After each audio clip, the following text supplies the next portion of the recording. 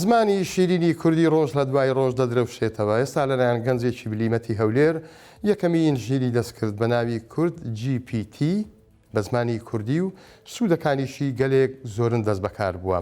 گۆڤەن جەمال گەنجێکی 23 ساڵە زیرەکە بە 1964 وت ئەو مۆدێلەی AI یەکەمین ژیری دەستکردە بە زمانی کوردی دروستکراوە و کە کۆمەڵێک تایبەتمەندی لەخەوەگرێت وەکو چاتی گشتی، یارمەتی دەری خوێندن، وەرجێڕان، دروستکردنی CV، کەناڵی تیکتۆک و چەندین تایبەتمەندی دیکە.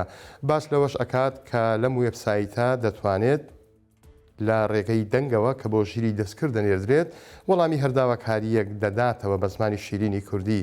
ئەم تایبەتمەندیە لە چات GPT و هاوشێوەکانی تردا نییە. جگە لەم تەکنیکە گۆڤەن توانای دروستکردنی سیستەمێکی زیرەکی هەیە کە تایبەتە بە چێشتخانەکان لە ڕێگەی سیستەمەکەوە داتای ڕۆژانە و مانگانە و تەنانەت ساڵانەت پێدەدات و ئاسانکاریەکی زۆر باشیشە بۆ خاوەن چێشتخانەکان.